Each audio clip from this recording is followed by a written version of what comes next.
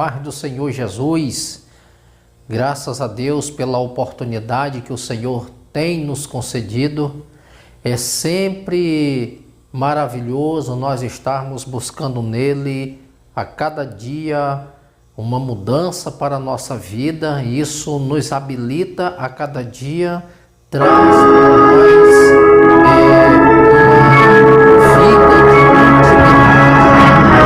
quando nós estamos dispostos a buscar a presença do Senhor, Ele vai se revelando aos seus filhos, Ele vai mostrando a cada um de nós o que Ele quer realmente que nós façamos, embora que às vezes nós não estejamos entendendo, compreendendo os métodos que o próprio Deus Ele utiliza para resgatar os seus filhos, para transmitir também a sua vontade. Embora que nós não compreendemos isso, mas o Senhor Ele tende a se revelar, porque Ele tem propósito. Eu quero tratar com você hoje de um assunto muito importante nesta palavra de reflexão. Ela fala justamente acerca do propósito de Deus, da vocação de Deus para o apóstolo Paulo. Paulo, depois de Jesus Cristo, ele foi o maior dos apóstolos, mas ele mesmo não se intitulava que ele era o maior. Ele sempre dizia que dos apóstolos ele era o menor, e quando ele se referia a algo em prol de si mesmo, ele dizia que ele era o maior dos pecadores. Veja a humildade do apóstolo Paulo. Mas eu quero trazer aqui em Atos capítulo 9, verso 15, diz assim: Disse-lhe, porém, o Senhor: Vai, porque este é para mim um vaso escolhido, para levar o meu nome diante dos gentios e dos reis e dos filhos de Israel. E eu lhe mostrarei quanto deve padecer pelo meu nome. Olha só, o Senhor falando para Ananias. Ananias, ele morava em Damasco, e todos conhecem essa história.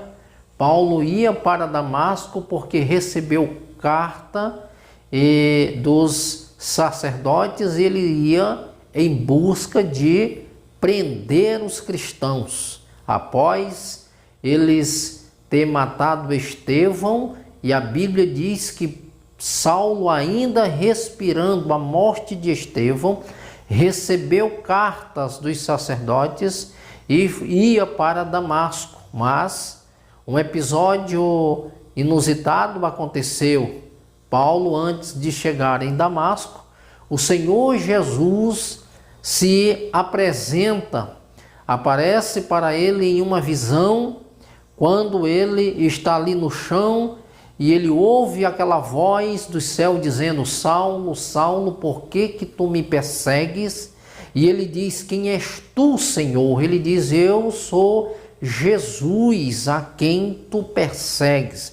Observe claramente a declaração de Jesus, que ele diz que Saulo não estava perseguindo os cristãos. A declaração de Jesus é que Paulo estava perseguindo o próprio Jesus. Por que isso? Por que Jesus ele se reporta a Saulo desta forma? Porque quem está perseguindo um cristão, uma igreja de Jesus, está mexendo com o dono dela. Jesus, ele tem ciúme da sua igreja.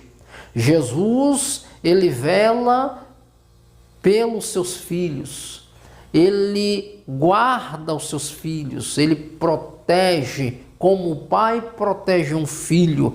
Exatamente esse ponto que Jesus está mostrando para Saulo: se uma vez você se envolvendo nesta causa, perseguindo os cristãos, você está perseguindo o dono desta igreja. E o Senhor fala para Ananias, que ali estava em Damasco. E ele diz que ele deveria descer uma rua chamada direita, porque Saulo de Tarso estava orando. Observe claramente que quando o Senhor diz que ele deveria descer uma rua chamada direita, porque naquele ambiente Saulo de Tarso estava orando, Ananias ele diz assim: como assim, Senhor? Há muito nós temos ouvido falar acerca deste homem. As notícias que nós temos a respeito deles não são boas. Ele persegue os cristãos, ele prende os cristãos, ele mata os cristãos. Mas no verso 15, o Senhor faz uma declaração importante. O versículo que eu acabei de ler, o Senhor dizendo para Ananias: vai, porque ele é para mim. Disse-lhe, porém, o Senhor: vai, porque este é para mim um vaso escolhido para levar a minha palavra perante os reis da terra e também Israel. Ele fala claramente aqui. E outra coisa que o Senhor declara aqui para Ananias, ele diz assim: e eu lhe mostrarei o quanto se deve padecer pelo meu nome. É importante que aquele que perseguia, agora o Senhor está dizendo: tu vais ser perseguido. E uma coisa que mais tarde o apóstolo Paulo, ele vai fazer uma declaração justamente confirmando o que aqui está nesta palavra. Quando o Senhor diz para Ananias: vai, porque ele é para mim um vaso escolhido. Observe claramente que nós só vamos compreender as coisas quando se parte do princípio, do início, para nós. Mas, na verdade, o plano de Deus, ele começa muito além daquilo que nós podemos imaginar. É por isso que nós não podemos incorrer no erro de nos antecipar ou de nos precipitar em julgar alguém pelos seus atos. Porque nós não sabemos o propósito de Deus na vida daquela pessoa. Qualquer cristão naqueles dias condenaria e julgaria Saulo de Tarso. Mas o que o Senhor está declarando para Ananias, que muito antes dele se tornar um fariseu, o Senhor já tinha escolhido ele. O Senhor já tinha propósito e uma tarefa grandiosa para que ele fosse inserido nesse propósito. E isso é importante, porque nós devemos observar claramente no momento que o propósito de Deus ele vai encaixando-se na nossa vida. Observe que Paulo ele declara em Gálatas, capítulo de número 1, versículo de número 15. Olha o que é que ele diz. Ele diz assim: mas quando aprouve a Deus, que desde o ventre de minha mãe me separou e me chamou pela sua graça. Paulo entendeu que o propósito de Deus, a escolha do Senhor na vida dele, tinha sido muito antes de ter acontecido aquele encontro no caminho de Damasco. Paulo compreendeu que o chamado de Deus na vida dele não iniciou quando ele estava ali em rumo a Damasco. O propósito de Deus, o chamado de Deus, a escolha do Senhor para ele já tinha acontecido desde o ventre da sua mãe. Ali estava acontecendo uma manifestação de um plano que já tinha iniciado no ventre da sua mãe. E o tempo vai se passando, à medida que Deus vai se revelando e nós vamos compreendendo, nós vamos começando a aceitar que há um propósito muito maior em nós do que aquilo que nós possamos imaginar. É por isso, queridos, que hoje você não pode ficar se perguntando: Senhor, qual é o propósito que o Senhor tem na minha vida? Se o Senhor te escolheu, é porque Ele te escolheu com propósito. Se você está passando por situações, não importa o tempo que isso possa levar, acredite, Deus está no controle de todas as coisas. Isso que habilitou o apóstolo Paulo a ser uma pessoa como ele foi, usado pelo Senhor. Porque ele entendeu que a escolha de Deus em separá-lo foi desde a presciência de Deus.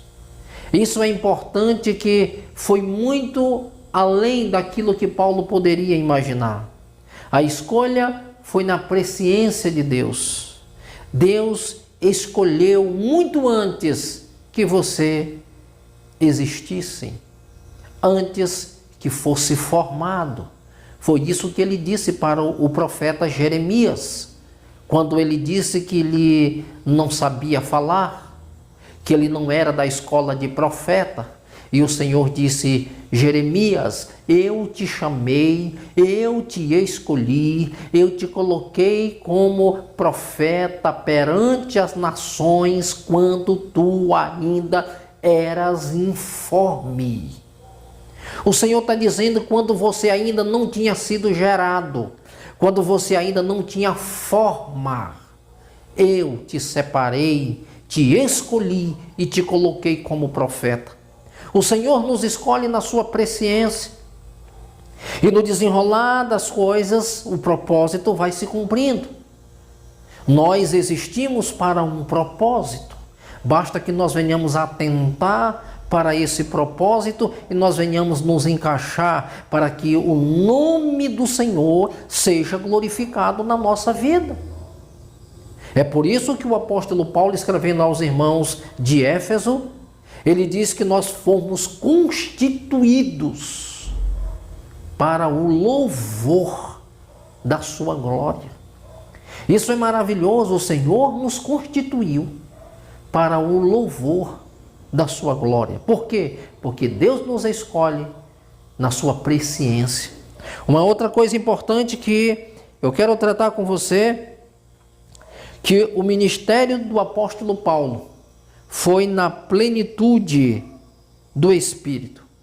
É tão importante que o apóstolo Paulo, ele passa pela experiência no novo nascimento. Paulo recebeu a plenitude do Espírito.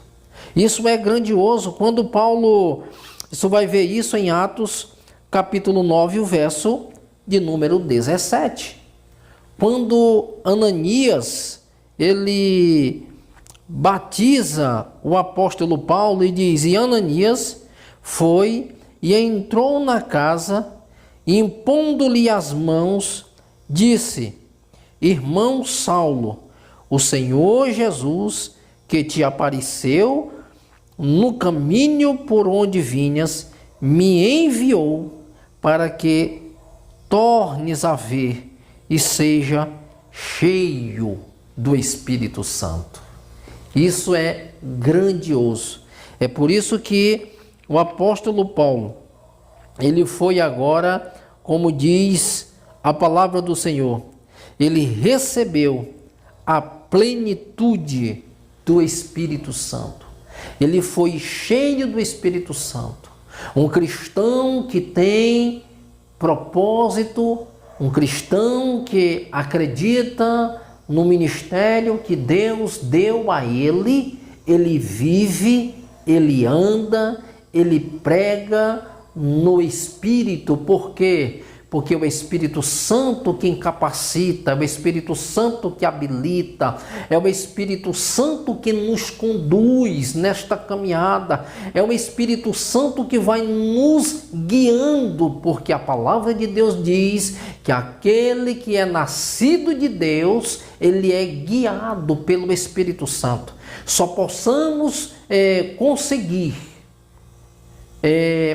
alavancar uma obra, só possamos cumprir o propósito de Deus quando nós permitimos que o Espírito Santo ele venha nos conduzir, que o Espírito Santo ele venha guiar-nos em toda a justiça, que o Espírito Santo ele venha conduzir a nossa vida e dando nós a ele esta liberdade para que ele possa operar, ele possa agir, porque nós vamos verdadeiramente ter um coração aquebrantado diante de Deus, porque nós estamos sendo conduzidos pelo Espírito Santo. Paulo ele teve êxito em tudo aquilo que ele fez, porque o Espírito do Senhor estava nele. Ele pregava na autoridade e na condução do Espírito Santo. Era o Espírito Santo quem conduzia a vida deste apóstolo. E ele teve uma vida avivada porque ele permitiu que o Espírito Santo lhe conduzisse. Uma coisa interessante que os sinais e prodígios e maravilhas com o ministério do apóstolo. É tão importante que nós aprendemos que nós podemos fazer uma obra de Deus sem a atuação do Espírito Santo. Ele é que confirma a palavra e a obra. Tem muita gente que pode até tentar fazer sem o Espírito, mas só vai ter excelência, só vai gerar gozo, alegria, só vai redundar em salvação e uma obra grandiosa se o Espírito Santo for confirmando na vida daqueles que submetem e obedecem a palavra e o chamado do Senhor. Queridos, este homem, ele se tornou um desbravador. Foi um homem que não mediu esforços para que as pessoas pudessem ser alcançadas pelo Senhor. E nós vamos ver claramente que o apóstolo Paulo, como eu falei no início, abaixo de Jesus, ele foi um dos homens que mais evangelizou. Ele foi um dos apóstolos que mais escreveu cartas, que mais fundou igreja, que mais se preocupou com a pureza da igreja, que mais se preocupou com o discipulado, que ele mais se preocupou por integrar homens e mulheres no reino de Deus. Só ele escreveu 13 cartas, e estas cartas instruindo a igreja, habilitando os irmãos, como a igreja deve viver, como a igreja deve se comportar, qual é o propósito maior de Cristo em ter escolhido e separado os seus filhos para fazer a sua vontade. Queridos, que Deus possa assim abençoar você de forma toda especial. É uma palavra de reflexão onde nós podemos nos aprofundar mais e despertar-nos para uma vida que nos leva a uma perfeição diante do Senhor. Que Deus vos abençoe e vos dê graça. Eu quero fazer um convite especial. Você que ainda não é inscrito nesse canal, se inscreva. Deixa aí o seu comentário, o seu joinha, o seu gostei, para que Deus possa assim estar abençoando a vida daqueles que precisam de uma palavra, que precisa de uma oração, que precisa parar um pouco e refletir sobre a sua atual condição, para que Deus possa dar graça e nele nós sermos mais do que vencedores. Que Deus vos abençoe em nome de Jesus.